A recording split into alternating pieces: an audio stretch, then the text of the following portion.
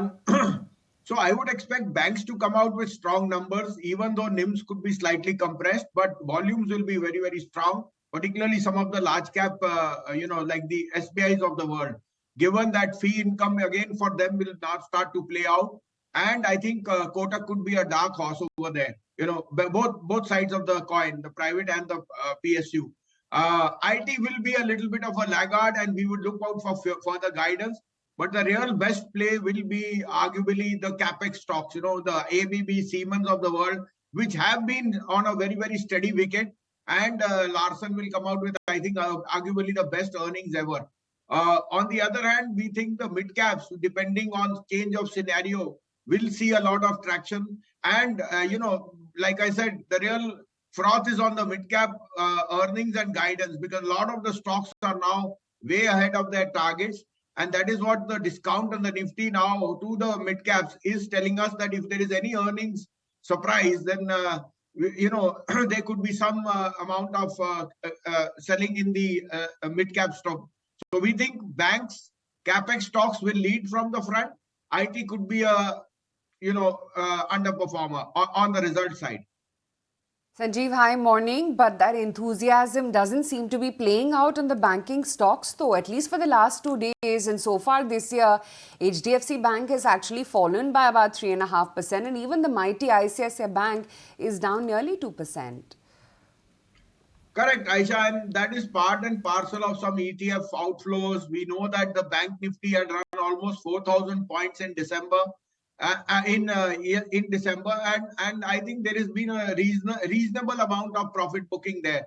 But I think earnings will be the surprise packet there. Now, markets can be, both greed and fear on a regular basis. But I think banks are the one where you should be. Actually, large cap private banks are looking extremely attractive. So the only problem there has been that they are over-owned, and hence any slight ETF selling or dollar strength will see them react to that. I think this reaction in the last 2 days is more with the yield in the US going up. But on the other hand, Indian yields have fallen because of this inclusion in the bond index, both by JP Morgan and now Bloomberg. All that means that yields are going to be softer, and I think NIMs will increase over time. Secondly, Aisha, look at the type of capex you're seeing across the board, from large corporates to MSMEs. So private banks will be part of that. And on the government side, extra budget in defense, railways will mean that State Bank will actually bear the maximum amount of lending over there. So I am relatively optimistic on the banks rather than the rest of the market. Kunal, but are the charts reading that? Is what Samit just flagged off with respect to the channel checks, how you're reading into cement? So I want a couple of things. We know that the the weather and the pollution factor caused some construction activity to go on hold in late December, and you had extreme cold. It's again 8 degrees in Delhi and around, so that could be an effect.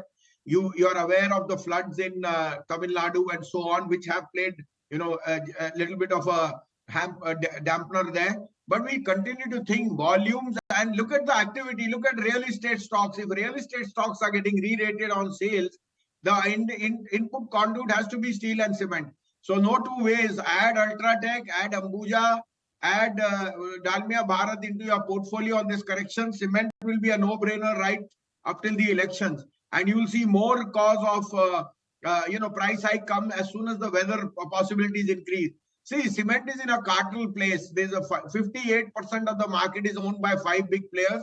Ultratech has a market share of 138 million tons, and no question about it that volumes are the strongest they've seen. And I think volumes will make up for the slight bit of correction in prices. I think prices again will start to rise from February as input costs start to go up, because coal prices have again started to rise. So we are overweight on this sector, and we think select stocks continue to be very, very attractive, particularly Ultratech, Ambuja and Dalmia Bharat. Right. Okay. All action today is in Gujarat, isn't it? Few hours before the vibrant Gujarat Global Summit kicks off, and there's much excitement around Prime Minister Modi's meet with global CEOs, which has already started to happen since yesterday. And a lot of global dignitaries as well will be participating in Gandhinagar in Gujarat. In fact, we'll get our colleague Anurag Joshi as well to join in just a short while from now. But Sanjiv, I want to pick up on Polycab. I mean, this entire IT raid, while the management last evening clarified that they're fully cooperating with the authorities, but 8,000 crore rupees of market cap got wiped off owing to this tax evasion report, which was as minuscule as 300 crore rupee. We're talking about a sizable company. We've all seen since its IPO, this is one of the most preferred plays in the market. Are we looking at significant derating from these levels, even though the issue seems to be out of the way? Well, Aisha, it only highlights that corporate governance has to be at the helm of any big, large corporate. The underlying business definitely is a very, very strong wicket. But these type of things put problems when the prices are at sky highs, and such events actually mitigate the performance of the underlying asset, which is extremely positive as far as the business goes. So I think we will have to wait for more clarity on that. It is not 300 crore. It is just that the tax evasion call means that corporate governance issues are being compromised, which is negative. And I think that is why you saw this knee-jerk reaction coupled with market sentiment being slightly weak. All that added to it. The business underlying is extremely strong. The brand is doing extremely well.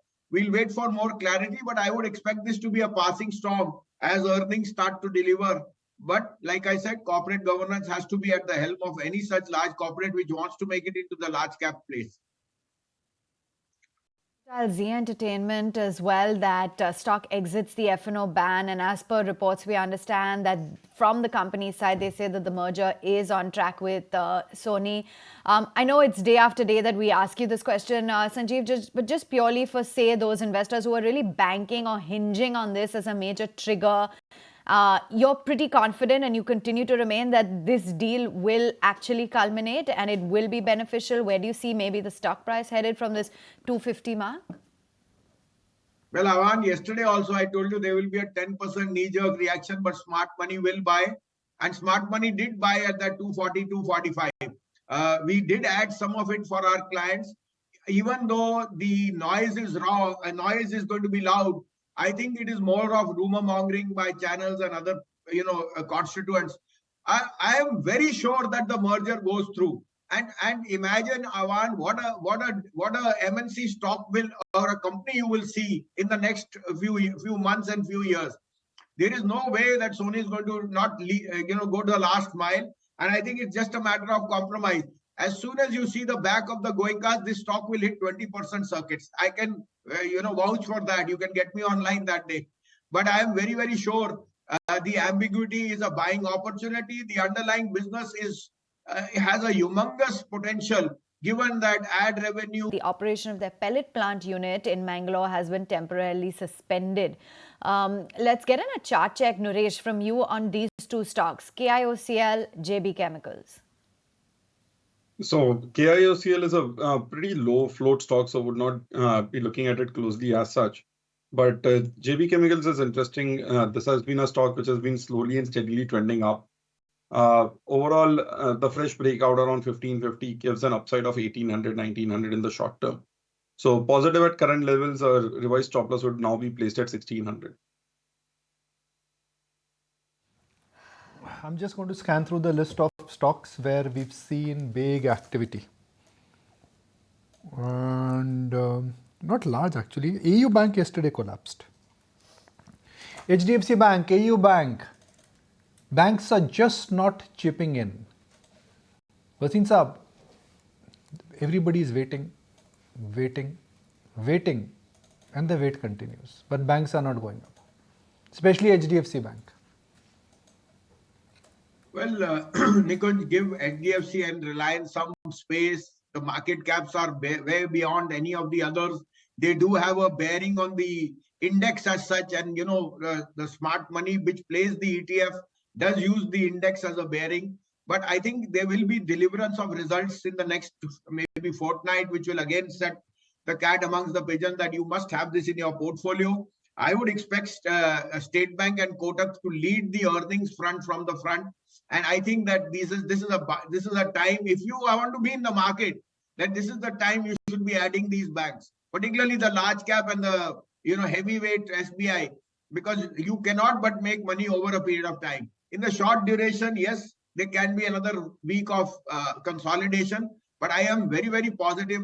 I think the Bank Nifty itself now will be the one which will lead the charge to 50,000 before the budget.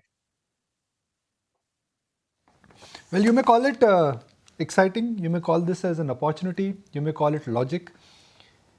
Well, Ram Mandir opening later this month, and what are the kind of exciting news which we are getting? Indian Hotels has decided a pact to build 2 luxury hotels.